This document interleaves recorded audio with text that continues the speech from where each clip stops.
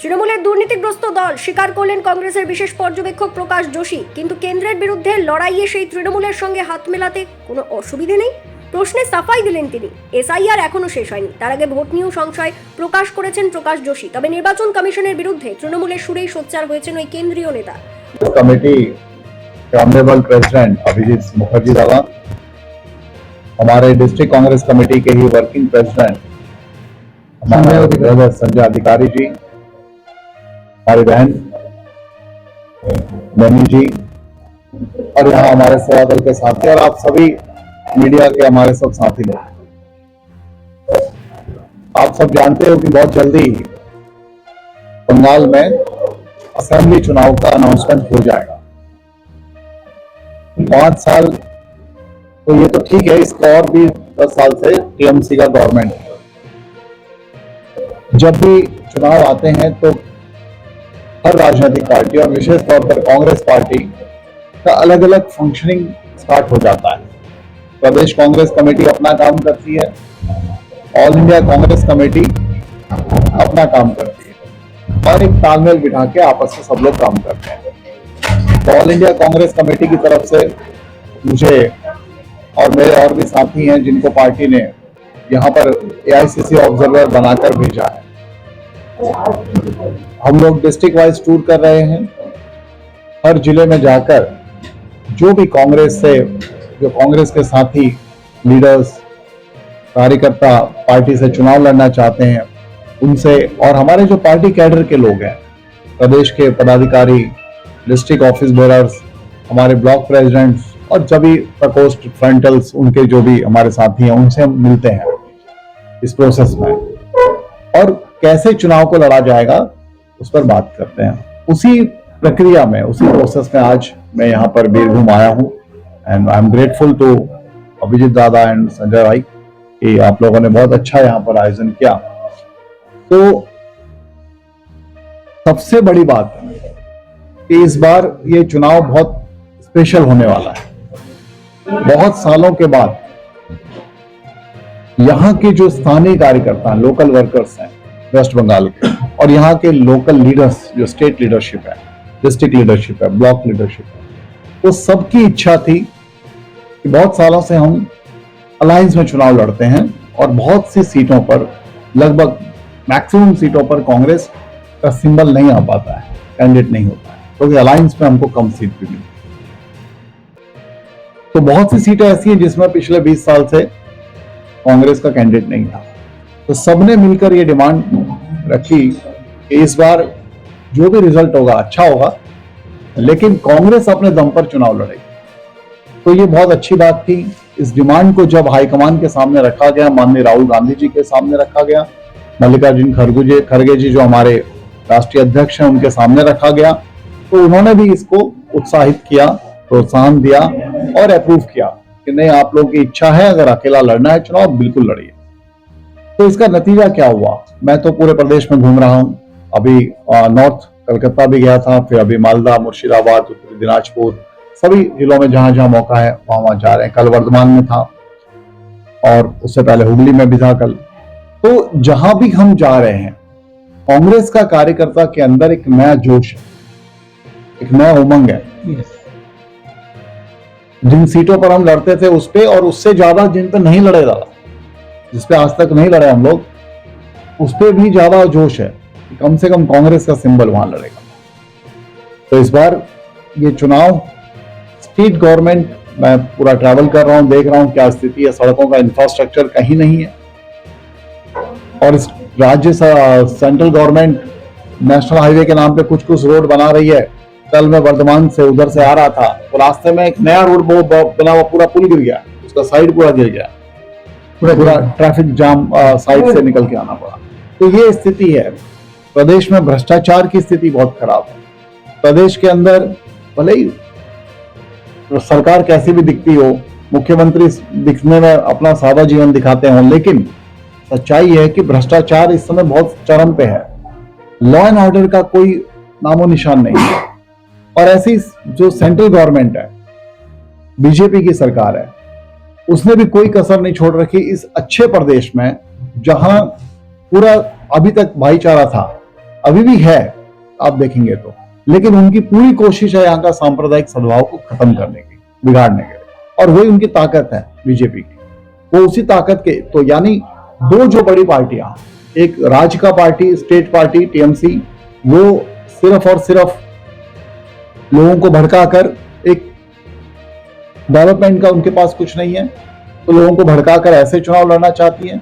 और बीजेपी जो राष्ट्रीय पार्टी है, जिसका केंद्र में सरकार है, वो यहां पर सिर्फ और सिर्फ सांप्रदायिक आधार पर डिवीजन करके चुनाव लड़ना चाहती है। और इसीलिए वो कभी एनआरसी पिछले इलेक्शन में लेके आ गए, अभी एसआईआर के मुद्दे के बहाने से पूरे देश में और भी राज्यों में, स्पेशली उनका टारगेट पश्चिम बंगाल है। अभी जब 28 तारीख को लिस्ट आया तो एक एक सीट के ऊपर 1,34,000, कहीं 1,04,000, कहीं 80,000, कहीं 90,000, इतने हजार और लाख के हिसाब से उन्होंने जो वोटर लिस्ट में उन्होंने उसको एडजस्ट उस लिस्ट में डाला हुआ है। तो ये सब जो दिखाता है कि वो लोग किसी भी तरह से चुनाव को जीतना चाहते हैं।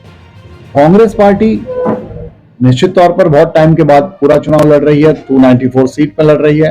कांग्रेस की अपनी एक विचारधारा है, सभी समाज को, सभी जातियों को, सभी धर्म को, सबको साथ लेकर चलने की एक डेवलपमेंटल विचारधारा के साथ कांग्रेस आगे बढ़ना चाहती है। जहां भी कांग्रेस की सरकारें हैं वहां पर आप देख सकते हैं, पहले भी रही है और अभी भी है, तो जहां है वहां फोकस पूरा हमारा जो जनता के जो डिलीवरी है, जो डिलीवरी होना चाहिए जनता के हित के लिए, जनता के लिए जो योजना आना चाहिए, महिलाओं के लिए, हमारी बहनों के लिए, स्टूडेंट्स के लिए, युवाओं के रोजगार के लिए, जो इंफ्रास्ट्रक्चर की डेवलपमेंट है, आप देखेंगे तो उस पर पूरा फोकस रहता है। ये चुनाव भी कांग्रेस पार्टी मजबूती से लड़ेगी, पूरी ताकत से। परिणाम अच्छा रहेगा, बहुत उत्साहजनक परिणाम यहाँ पे रहेगा। आप लोग अगर कुछ पूछना चाहते हैं तो। कांग्रेस पूरे स्टेट में 294 सीट पे अकेले चुनाव लड़ेगी, ये फैसला है। नहीं, ये तो ऑलरेडी डिसाइड हो चुका है। पूरा 294 सीट्स पे कांग्रेस खुद का कैंडिडेट से चुनाव लड़ेगी और ये डिसाइड हो चुका है। माइनॉरिटी जो भी जाएगा है उसके के लिए अब तक क्या नया कुछ नहीं, नया क्या है, देखिए कांग्रेस कभी भी किसी भी इलेक्शन को इस दृष्टि से नहीं देखती है। कांग्रेस इस दृष्टि से नहीं देखती है कि यहाँ माइनॉरिटी ज्यादा है, यहाँ कौन सा जाति का ज्यादा है, इधर कौन सा धर्म का ज्यादा है।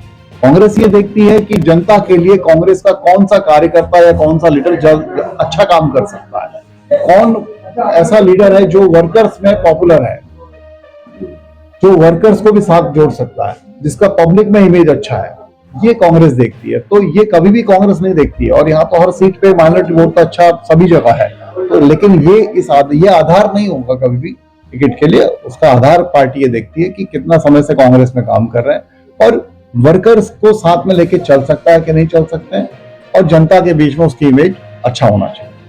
तो बोल रहे हैं कि टीएमसी भ्रष्टाचार है, लेकिन आपका इंडिकेट का एक पार्टिसिपेट टीएमसी भी है और आप दोनों पार्टी एक साथ मिलकर लोकसभा स्पीकर के विरुद्ध में आ रहे हैं, तभी तो गठबंधन हो रहा है।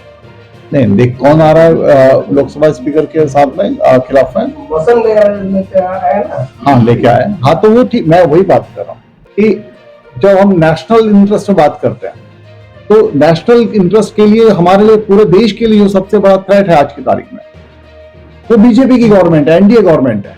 जिस तरह से पूरा देश का माहौल खराब कर दिया, जिस तरह से अभी अमेरिका के सामने हमने घुटने टेक दिए हैं, आज स्थिति देख रहे हैं आप।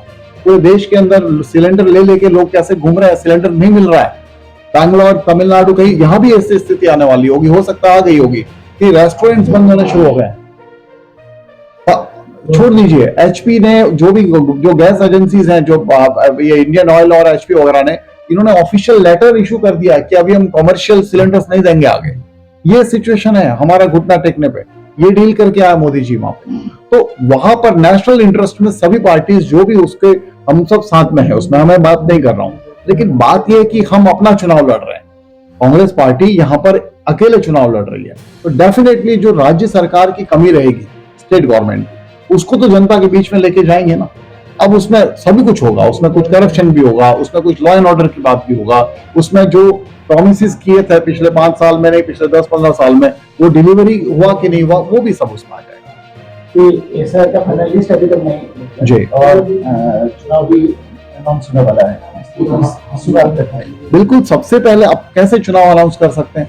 सबसे पहले तो आपको जो SIR का आपने चलो अच्छा किया खराब किया, पर फाइनल लिस्ट तो लाओ ना। और जिसका नाम आप काट रहे हो, जिसका नाम हटा रहे हो, उसको मौका तो दो कम से कम, तो चांस तो दो अपने बात रखने का।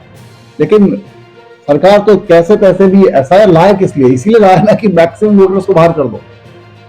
जो बीजेपी को वोट नहीं देने वाले ऐसा उनको लगता है, ऐसा तो क्या कौन किसको वोट देगा मालूम नहीं है, पर ऐसा उनको लगता है कौन वोट नहीं देगा, और उन्हीं लोगों को बाहर करके और आप सोचते हो कि वोट नया वोटर से ऐसा बना के हम लोग इलेक्शन जीत जाएंगे। इसी के खिलाफ तो लड़ाई चल रहा है। वोट अनाउंस कर दिया इसके बीच में।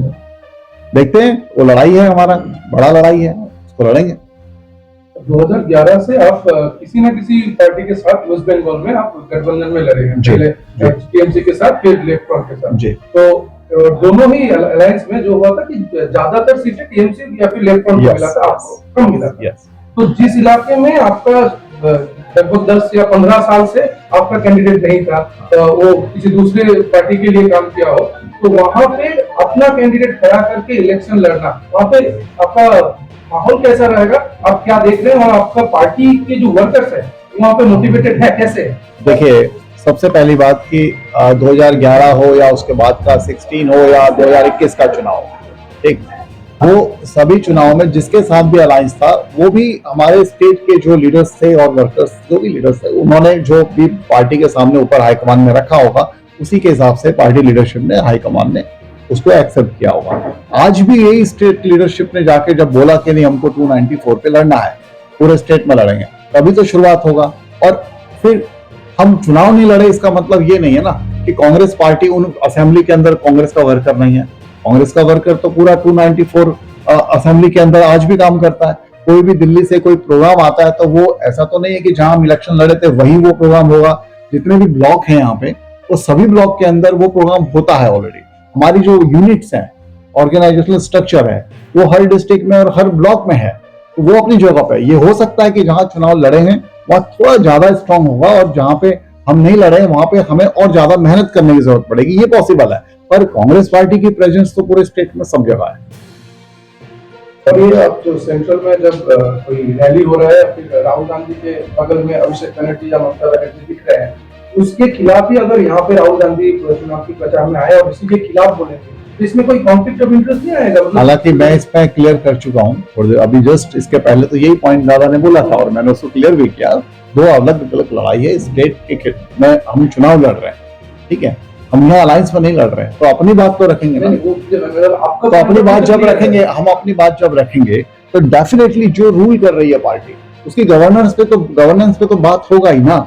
उसने डिलीवरी किया कि नहीं किया, क्या बोल के वो लोग सरकार में आए थे वो किया कि नहीं, उस पर तो बात होगा। उस पर बात करेंगे ही करेंगे, जरूर करेंगे। पर नेशनल इंटरेस्ट में जहां लड़ना है वहां तो लड़ ही रहे हैं और लड़ेंगे वहां। पार्टी के पॉइंट ऑफ व्यू क्लियर है, मतलब जो लोग पार्टी के समर्थक है या फिर कॉमन वोटर के लिए आपने ये भी देखा होगा, बहुत सारे बिल में, बहुत सारे जगह पे पार्लियामेंट में टीएमसी ऑपोजिशन के साथ नहीं आती है, तो ये तो उनकी चॉइस है, तो यहाँ वहां भी उनकी चॉइस है, ठीक है। Thank you. इलेक्शन कमीशन का गणेश मंडल तो इम्पीचमेंट आ रहा है, हाँ, इम्पीचमेंट लेके आप हाँ, इम्पीचमेंट जो आ रहा है, हाँ, उसके लिए उसके लिए क्या कांग्रेस मतलब गणेश कुमार के अगेंस्ट जो इम्पीचमेंट के प्रोसीड्यूर ला रहे हैं बहुत से पार्टीज। अब देखे लाएंगे, देख लें, वो देखते रहो, उस पर होगा ना। हम कांग्रेस पार्टी पूरे दमदारी से उस बात को बात कर रही है, और भी विपक्ष की पार्टी भी उस पर बात कर रही है, मिलके करेंगे उसको। और ये तो देश में साबित हो चुका है, पूरे देश के अंदर सब पूरी जनता जानती है अभी तो, कि ज्ञानेश कुमार इलेक्शन कमिश्नर ना होके वो बीजेपी के कमिश्नर या बीजेपी के एम्प्लॉय बन के काम कर रहे हैं, तो सबको पता है। বীরভূম থেকে প্রসেনজিৎ সরকারের রিপোর্ট, বিগ নিউজ বাংলা।